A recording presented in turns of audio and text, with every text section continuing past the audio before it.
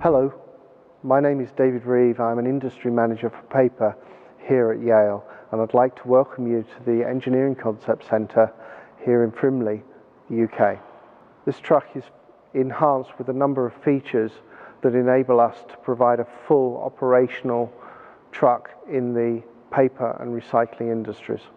As part of our industry development in the paper industry, we held a number of meetings with various different companies here in the UK and across Europe to learn about what the paper industry and the recycling industry needed from us here at Yale.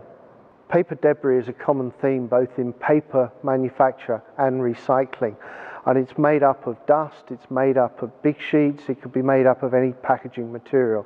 Now once that is combined with water, rain, it becomes a horrible glutinous mass which actually will stick to any surface, including a forklift truck. All this glutinous mass increases the risk of fire on site, and our main solution was to provide a truck that was not a potential heat source. So what have we done with this truck? It's a standard VX35 Veracity Yale truck with a capacity of 3.5 metric tons.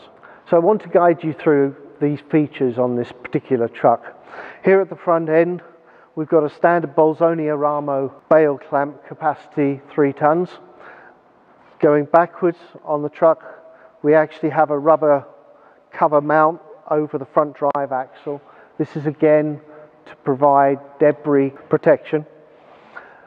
We also have a dampener on the mast, hydraulic dampener, which allows us to run this truck on very uneven ground with a full load.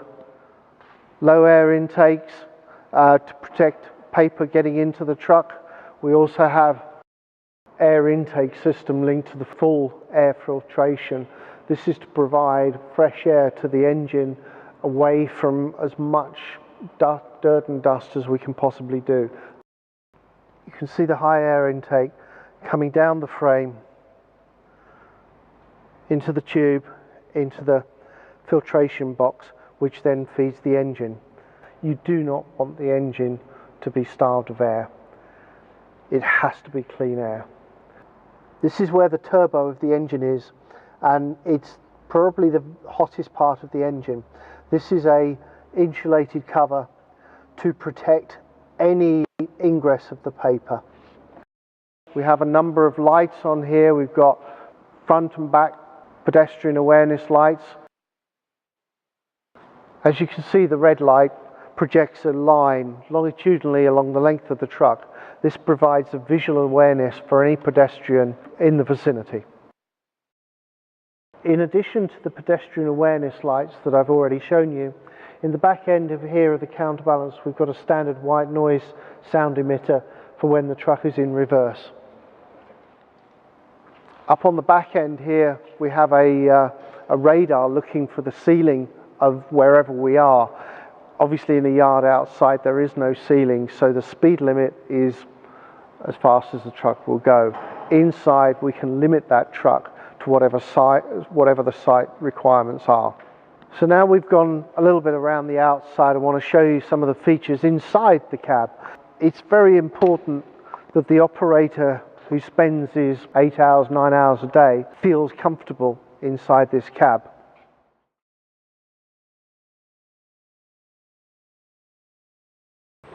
So now we're sitting in the cab, and as you can see it's a pretty comfortable environment. We've got a fully adjustable seat, both for rake and fore and aft. Fully interlocked seat belt, so that the operator has to wear it when the truck is operating. Also got a fully adjustable steering wheel. We also have a compressor to give us a full suspension seat. Gives me a good comfortable environment to work in. Mounted on the universal mount we have a phone holder. It could easily be a barcode reader or another accessory.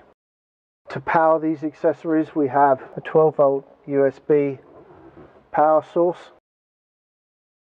Still in the cab, again for operator comfort, we have a full DAB radio connectivity to Bluetooth, and actually another USB port. In the cab again, we have the Yale Vision Telematics wireless asset management technology, which can help further increase a business level of efficiency and productivity and return on investment by facilitating the monitoring and recording and the reporting of the truck activities. One of the other features of the cabin that I wanted to draw your attention to is the fitment of this noise reduction matting. Another feature of this truck is underneath here. We have a physical barrier, complete belly pan underneath the truck, unlike the other standard trucks that are completely open. This stops any debris coming up into the truck. I want to draw your attention to the rear steering axles here. Some of you have noticed this cover. It's actually a ballistic nylon Kevlar, and what it's to do is to stop the bale wire actually penetrating and allowing grease, dirt, rubbish onto the cylinder.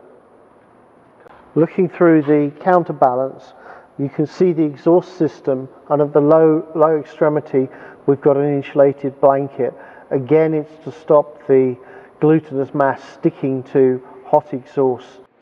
Whilst we're round the back here of the counterbalance, I wanted to give you a demonstration of how a truck is normally cleaned, whether it's at a paper mill or a recycling yard. So now I've got the airline in the counterbalance, which is how a normal operator would clean it, and obviously, as you can see, the chances of damaging the radiator are quite high. On the setup here we have a standard radiator, and I want to demonstrate how we would normally clean the radiator on a truck to overcome the overheating issues. Again, I'm at the counterbalance end. I have an airline, and I'm going to blow the air this way against the engine.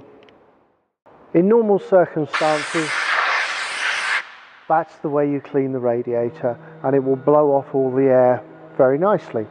However, because you can't see the radiator from the counterbalance, you don't know how far to push the airline. And what sometimes happens is that you hit the radiator, which actually damages the fins. You can see them. So now we've done the setup on the bench, I'd like to show it to you on the actual truck. The engine's running. I'm going to throw some paper in. This is what happens in normal life. The paper gets stuck onto the radiator.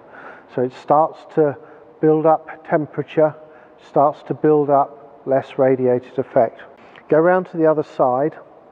We have a manual switch to send the air the other way.